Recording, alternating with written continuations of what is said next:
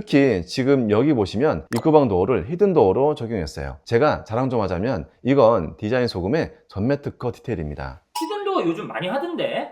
맞아요. 히든 도어 많이들 하시죠. 근데 저희가 쓰는 방식은 조금 달라요. 안녕하세요. 디자인 소금의 양성호 실장입니다. 요즘 소형 평수에 대한 관심이 정말 많아졌죠. 25평이 이제는 새로운 국민평수라고 불릴 정도니까요. 청약시장에서도 소형 아파트 인기가 높지만 구축 소형 아파트도 거래가 꾸준히 늘고 있습니다. 가격 경쟁력이 있고 리모델링을 잘하면 새 집보다 더 쾌적하게 살 수 있거든요. 오늘 제가 나와 있는 현장은 서울 용산구 이촌동의 포롱 25평 아파트입니다. 복도식 투베이 구조의 전형적인 구축 아파트예요. 예전에 한 구독자분께서 소형 평수를 좀 더 넓어 보이게 하는 인테리어 방법이 있을까요? 이렇게 질문 주신 적이 있었는데요. 오늘 영상이 그에 대한 좋은 사례가 될 것 같습니다. 바로 시작해 볼게요.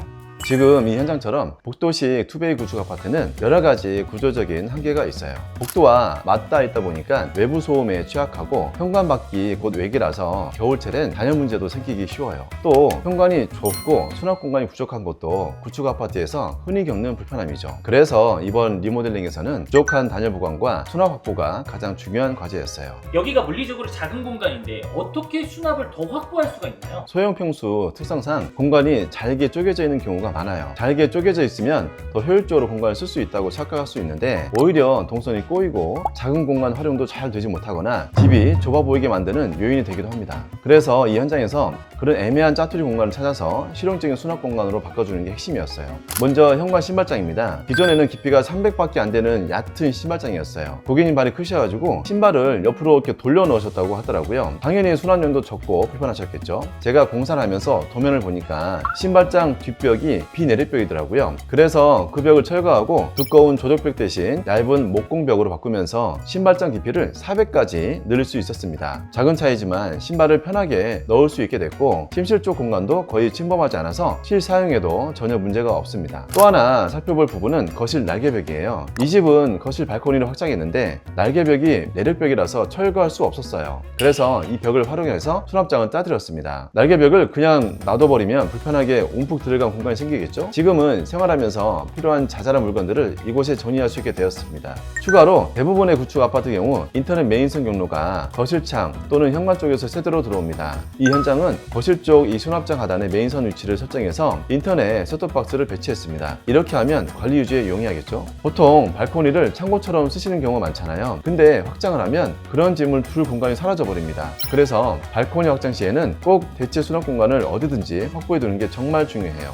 안 그러면 짐이 거실이나 방으로 들어와서 공간이 금방 지저분해지거든요. 짐들이 밖에 나와 있으면 아무리 평수가 넓어도 집이 좁아 보일 수밖에 없습니다. 그래서 짐은 무조건 보이지 않게 정리해 두는 게 집을 넓고 깔끔해 보이게 만드는 첫걸음입니다. 구축 아파트 항상 단열이 문제잖아요. 여기는 어떻게 보강했나요? 여기도 단열이 많이 부족했어요. 출입문 기준으로 좌우에 방이 하나씩 있는데 여기가 특히 외풍이 심하고 겨울에 추워서 불편하셨다고 하더라고요. 복도 쪽 창문 틈으로 바람이 들어오고 벽도 차가워서 정말 추웠다고 하시더라고요. 제가 진단해보니 단열이 아예 되어 있지 않았더라고요. 이렇게 복도방 벽에 단열이 취약한 건 구축 복도식 아파트의 공통 사항입니다. 아드님 방 맞은편에 있는 방도 마찬가지로 창호 기밀성이 떨어져서 여름엔 덥고 겨울엔 추운 상태였고요. 외풍이 있다는 건 결국 열 손실이 많다는 거거든요. 거실과 안방 발코니 쪽도 결로가 심했는데 고장 마감이 들떠 있거나 곰팡이가 핀 흔적이 꽤 있었어요.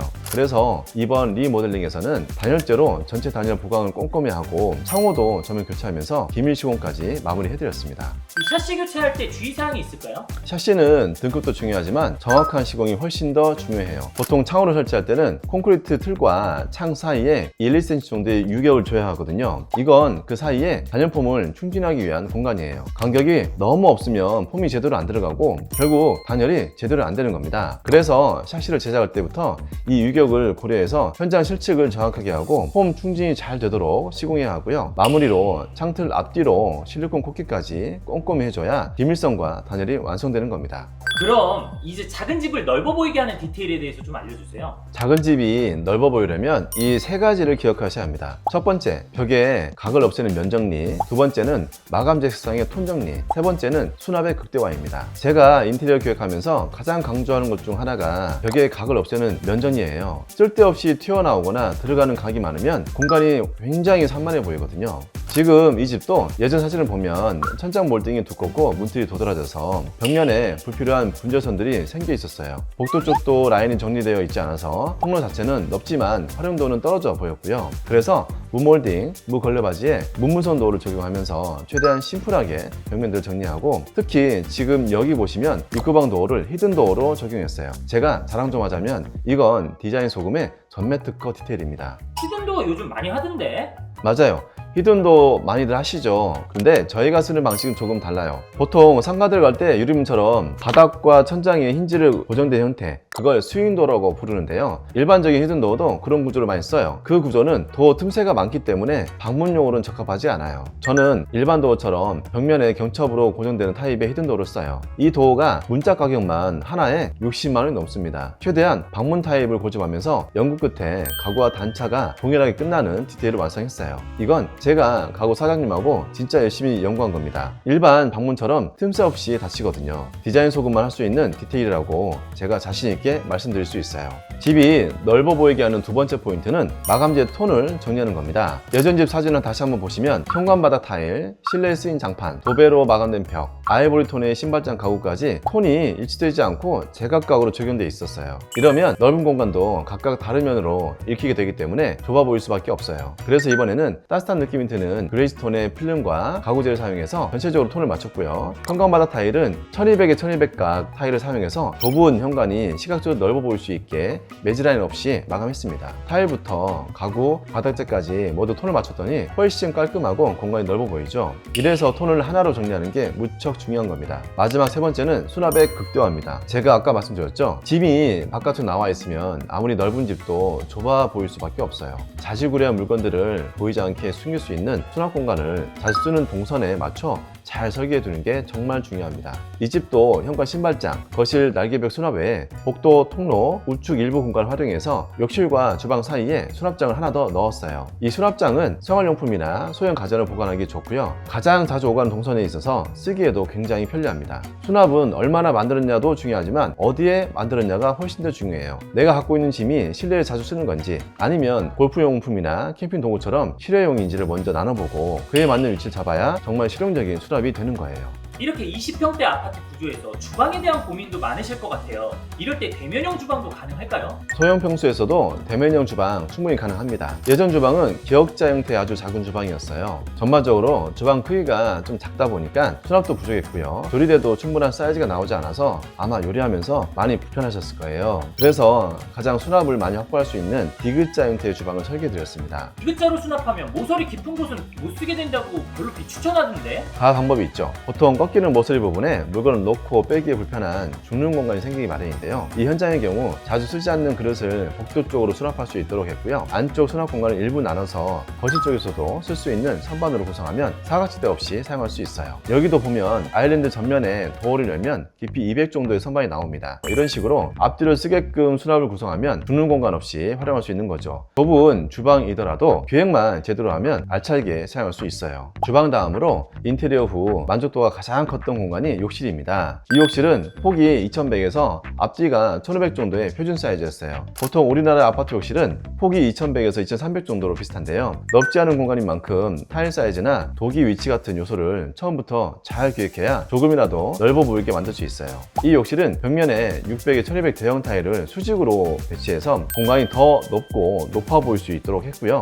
양변기, 세면대, 샤워 공간의 비율도 세심하게 조율했습니다. 먼저 샤워 공간부터 말씀드릴게요. 양손을 들고 머리 감는 모션을 취했을 때 팔꿈치 벌어지는 폭이 최소 650에서 700 정도 나오거든요. 그래서 샤워 공간은 최소 폭이 750 정도 이상은 돼야 실제로 사용할 때 불편하지 않습니다. 샤워 파티션과 변기를 배치하고 나면 세면대 공간이 약 650 정도 남는데요. 이 정도 사이즈에 일반적인 540 정도의 폭에 세면대를 넣기엔 좀 좁아요. 그래서 이 현장에는 좌우폭 420, 깊이가 410 정도의 정도의 작은 세면대를 선택했어요. 사이즈는 작지만 깊이가 있어서 담수력은 충분하고요. 전체적인 공간의 밸런스도 잘 맞습니다. 세면대 배치할 때 한 가지 팁을 드리면, 공간이 좁다고 해서 세면대를 파티션 벽에 너무 맞춰 붙이면 청소할 때 손이 안 들어가서 관리가 굉장히 어려워져요. 손이나 청소도구가 들어갈 수 있는 적당한 여유를 확보해 주셔야 한다는 점 꼭 기억해 주시면 좋겠습니다. 이 집에서 제가 꼭 하나 더 강조하고 싶은 부분이 바로 안방 발코니예요. 여긴 실외기실이면서 세탁실 역할도 하고 있는데요. 그만큼 단열부터 방수까지 꼼꼼하게 신경 썼습니다. 바닥은 액체 방수에 도마 방수까지 이중으로 시공했고요. 기존에 있던 호수관은 가구 소재로 감춰서 깔끔하게 정리했어요. 단 나중에 점검이 필요할 수 있으니까 문을 열어볼 수 있도록 제작해 두었습니다. 세탁기 위쪽으로는 선반을 짜드렸는데요. 세제나 청소용품 같은 자잘한 물건들을 올려두기에 딱 좋습니다. 이 선반은 목공으로 짠 거라 굉장히 튼튼하고요. 무게가 30kg까지는 거뜬하게 견딜 수 있어요. 또 하나 중요한 게 마감이에요. 단열을 하면서 석고보드로 전체면을 정리하고 최종 마감은 MDF 대신 합판으로 적용했습니다. 발코니 공간은 습기에 취약하기 때문에 MDF로 마감하면 수축 팽창과 변형이 생겨서 오래 못 쓰거든요. 보통은 이 공간에 마감 신경 안 쓰고 탄성 코트만 뿌리는 경우가 많은데요. 그건 쓰다 보면 벗겨지고 보수하기도 쉽지 않아요. 그래서 저희는 합판으로 마감한 다음 수성 페인트를 도장해 드립니다.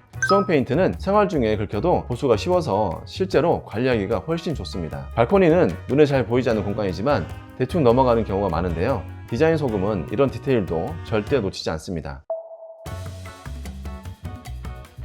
오늘 영상에서는 25평 구축 아파트를 어떻게 하면 더 넓어 보이고 실용적으로 설계할 수 있을지 보여드렸습니다. 공간이 좁다고 해서 답답한 집이 되는 건 아닙니다. 손을 정리하고 활용을 못하는 공간을 활용해서 수납력을 계획하면 25평도 충분히 쾌적하고 편안한 집이 될 수 있어요. 집의 퀄리티는 크기가 아니라 기획에서 나옵니다. 디자인 소금은 눈에 보이는 디자인은 물론 눈에 보이지 않는 디테일까지 고민해서 설계합니다. 오늘 영상이 도움이 되셨다면 구독과 좋아요 부탁드릴게요. 끝까지 시청해주셔서 감사드립니다. 디자인 소금의 양성호 시장이었습니다.